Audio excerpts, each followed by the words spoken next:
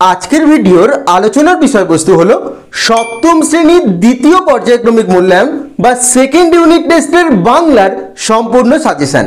অর্থাৎ তোমাদের যে সাহিত্য মেলা বই রয়েছে এই বইটির যে পার্টগুলি তোমাদের সেকেন্ড ইউনিট টেস্টে পরীক্ষা হবে আজকের ভিডিওর মাধ্যমে তার ইম্পর্টেন্ট প্রশ্নগুলি বলে দেব। এই প্রশ্নগুলির মধ্যেই তোমরা তোমাদের সেকেন্ড ইউনিট টেস্ট পরীক্ষায় কিন্তু কমন পেয়ে যাবে। তাই আজকের ভিডিওর মাধ্যমে যে প্রশ্নগুলি তোমাদের বাংলার আমি বলে দিচ্ছি সেকেন্ড ইউনিট টেস্টের সপ্তম শ্রেণীর, তোমরা কিন্তু এই প্রশ্নের উত্তরগুলি এখন থেকেই তৈরি করে নিও, কোনো প্রশ্ন কিন্তু বাদ দিও না। যদি কোনো প্রশ্নের উত্তর তোমাদের সমস্যা হয় আমাকে জানিও, আমি অবশ্যই সেই উত্তর তোমাদের তৈরি করে দেব। তো চলো শুরু করা যাক আজকের ভিডিওটি। সপ্তম শ্রেণীর বাংলা সাজেশন দ্বিতীয় পর্যায়ক্রমিক মূল্যায়ন 2024 পূর্ণমান 25, অর্থাৎ তোমাদের দ্বিতীয় পর্যায়ক্রমিক মূল্যায়নের প্রত্যেকটি বিষয়ে 25 নাম্বার করে পরীক্ষা হবে। বাংলার প্রথম যে অধ্যায়টি তোমাদের দ্বিতীয় পর্যায়ক্রমিক মূল্যায়নে পরীক্ষা হবে সেটি হলো শিবতোষ মুখোপাধ্যায় রচিত কার দৌড় কদ্দূর। কার দৌড় কদ্দূর থেকে তোমরা অতি অবশ্যই যে প্রশ্নগুলি দিচ্ছি তৈরি করে রেখো। প্রথম প্রশ্ন, উপনিষদে উক্ত চড়ুইবৃত্তি শব্দটির অর্থ কী? 2 নাম্বার, অণুবীক্ষণ যন্ত্রের সাহায্যে দেখা যায় এমন দুটি প্রাণীর নাম লেখো। 3 নাম্বার, শামুক চলে যাবার সময় রেখে যায় জলীয় চিহ্ন, সেটি আসলে কি? 4 নাম্বার, আমাদের নিজেদের শরীরের মধ্যে এক রকম ভবঘুরে সেল আছে, সেলটিকে ভবঘুরে বলা হয়েছে কেন? 5 নাম্বার, নানা জাতের খরগোশের মধ্যে গতির তারতম্য দেখা যায়, কয়েকটি খরগোশের জাতির নাম লেখো। 6 নাম্বার, প্যারামোসিয়াম কিভাবে চলাফেরা করে? প্যারামোসিয়াম ছাড়া দুটি এককোষী জীবের নাম লেখো। 7 নাম্বার, গমনে সক্ষম গাছ এবং গমনে অক্ষম প্রাণীর নাম লেখো।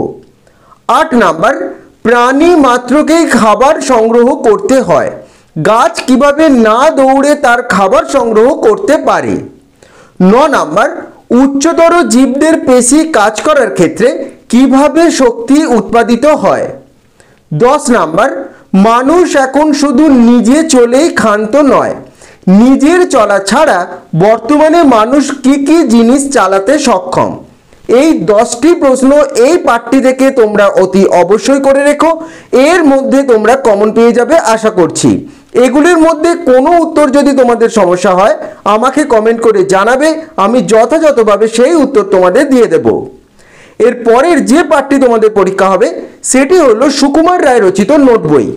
নোট বই থেকে অবশ্যই করে রাখবে প্রথম প্রশ্ন, ভালো কোনো কথা শুনলে কবিতার লোকটি কি করে? তার শোনা কয়েকটি ভালো কথার নমুনা কবিতা থেকে খুঁজে নিয়ে লেখো।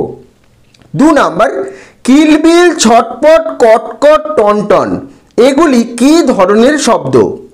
3 নাম্বার, ভালো কোনো প্রশ্ন মনে এলে বক্তা কার সাহায্য নিয়ে সেগুলির উত্তর জেনে নেন? 4 নাম্বার, জোয়ান শব্দটিকে দুটি অর্থে ব্যবহার করে আলাদা বাক্যে লেখো। 5 নাম্বার, কাল থেকে মনে মোর লেগে আছে খটকা, কাল থেকে মনে কি খটকা লেগেছে, এই খটকা কিভাবে দূর হবে? নোট বই থেকে এই 5টি প্রশ্ন তোমরা করে রেখো, এর মধ্যেই তোমরা কমন পেয়ে যাবে। তোমরা প্রতিটি পাঠের বিষয়বস্তু এবং বিষয় সংক্ষেপগুলি ভালো করে দেখে রেখো, তাহলে এই উত্তরগুলো খুব সহজেই তোমরা তৈরি করতে পারবে। এর পরের যে পাঠটি তোমাদের পরীক্ষা হবে সেটি হলো সুনীল গঙ্গোপাধ্যায় রচিত মেঘচোর। প্রশ্নগুলি বলার আগে একটি কথা বলে রাখি, তোমাদের বাংলা টেক্সট বুক অর্থাৎ সাহিত্য মেলা বইয়ের 58 পৃষ্ঠায় দেখবে মেঘচোরের কতগুলি টিকা রয়েছে। এই টিকাগুলি কিন্তু একটু ভালো করে দেখে রেখো, সেখান থেকে একটি বা দুটি টিকা কিন্তু তোমাদের পরীক্ষায় আসতেই পারে, তাই অতি অবশ্যই টিকাগুলি 58 পৃষ্ঠা তোমরা দেখে রাখবে। এবার মেঘচোরের প্রশ্নগুলি তোমরা দেখে নাও যেগুলি তোমাদের সেকেন্ড ইউনিট টেস্টের জন্য ইম্পর্টেন্ট। প্রথম প্রশ্ন, মেঘচোর কাকে বলা হয়েছে? পুরিন্দরের সংক্ষিপ্ত পরিচয় দাও। 2 নাম্বার, রাষ্ট্রসংঘে বিভিন্ন দেশ কি দাবি তুলেছিল? হার্ভার্ড বিশ্ববিদ্যালয় কোথায় অবস্থিত? 3 নাম্বার, দিগ্বিজয় এবং অসীমা কে ছিলেন? 4 নাম্বার, কেন বলা হয়েছে অসীমা ভূগোলেও বেশ ভালো জানে? 5 নাম্বার, কে কোথা থেকে কোথায় মেঘ এনেছিল? 6 নাম্বার, তুষার যুগ কাকে বলে?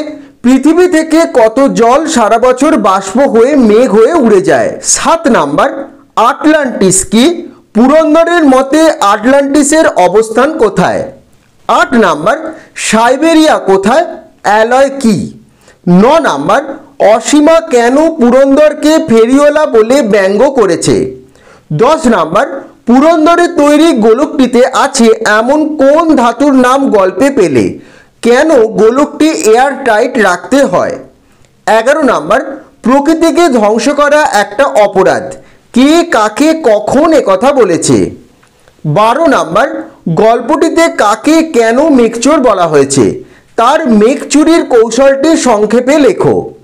এবং 13 নাম্বার, গল্প অবলম্বনে পুরন্দর এবং অসীমা চরিত্রটি আলোচনা করো। এই 13টি প্রশ্ন অবশ্যই তোমরা করে রেখো। প্রশ্নগুলি তোমরা খাতায় লিখে নিয়ে তৈরি করে নিতে পারো অথবা বইতে তোমরা দাগ দিয়ে নিতে পারো। অতি অবশ্যই কিন্তু প্রশ্নগুলি দেখে রেখো, কোনোটা কিন্তু বাদ দিও না। এর পরের যে পাঠটি তোমাদের পরীক্ষা হবে সেটি হলো দুটি গানের জন্মকথা। দুটি গানের জন্মকথা থেকে করে রাখবে। প্রথম প্রশ্ন, ভারতবর্ষের জাতীয় সঙ্গীতটি কোন উপলক্ষে প্রথম গাওয়া হয়েছিল? 2 নাম্বার, তত্ত্ববোধিনী পত্রিকায় ভারতবর্ষের জাতীয় সঙ্গীতটির কোন পরিচয় দেয়া হয়েছিল? 3 নাম্বার, ভারতবর্ষের জাতীয় মন্ত্র কি, সেটি কার রচনা? 4 নাম্বার, জনগণ মনকে জাতীয় সঙ্গীত রূপে গ্রহণ করতে বিরোধিতা হয়েছিল কেন? রবীন্দ্রনাথের ব্যাখ্যায় সেই বিরোধিতার অবসান কিভাবে ঘটেছিল? এই 4টি প্রশ্ন এখান থেকে তোমরা করে রেখো। এগুলির মধ্যেই তোমরা কমন পেয়ে যাবে, তোমাদের কোনো সমস্যা হবে না। এর পরের যে পাঠটি তোমাদের পরীক্ষা হবে সেটি হলো রামকুমার চট্টোপাধ্যায় রচিত কাজী নজরুলের গান। কাজী নজরুলের গান থেকে অবশ্যই করে রাখবে। এই ছিল তখনকার কোনো স্বদেশী মিটিংয়ের রীতি। কোন রীতির কথা এখানে বলা হয়েছে? 2 নাম্বার, পাঠটিতে কার কেমন দেহ সৌন্দর্যের পরিচয় ধরা পড়েছে? 3 নাম্বার, টিকা লেখো নেতাজি সুভাষচন্দ্র বসু। 4 নাম্বার, কাজী নজরুলের গান শুনে লেখকের মনে কোন অনুভূতির সৃষ্টি হলো, তখন তিনি কি করলেন? এই 4টি প্রশ্ন অবশ্যই কিন্তু এখান থেকে করে রেখো। এগুলি কিন্তু ভীষণ গুরুত্বপূর্ণ, কোনো প্রশ্ন কিন্তু বাদ দিও না। পরের যে পাঠটি পরীক্ষা হবে সেটি হলো কামিনী রায় রচিত স্মৃতিচিহ্ন। স্মৃতিচিহ্নের ইম্পর্টেন্ট প্রশ্নগুলি দেখে নাও। প্রথম প্রশ্ন, স্মৃতিচিহ্ন কবিতাটি কার লেখা? এটি কোন কাব্যগ্রন্থের অন্তর্ভুক্ত? 2 নাম্বার, স্মৃতিচিহ্ন কবিতায় কবি কাদের মূঢ় এবং ব্যর্থ মনস্কাম বলেছেন? তাদের স্মৃতি কিভাবে লুপ্ত হয়ে যায়? 3 নাম্বার, কারা মানুষের মনে চিরস্থায়ী আসন লাভ করে? 4 নাম্বার, কবিতায় শুষ্ক তৃণ বলতে কবি কি বুঝিয়েছেন? 5 নাম্বার, ওরা ভেবেছিল মনে, কাদের কথা বলা হয়েছে, তারা কি ভেবেছিল? 6 নাম্বার, কালো স্রোতে কাদের নাম ধুয়ে যায়, সেই স্রোত কাদের স্মৃতি গ্রাস করতে পারে না? 7 নাম্বার, কবি কোন স্মৃতিকে কেন অবিনশ্বর ও নিত্য সমুজ্জ্বল বলেছেন?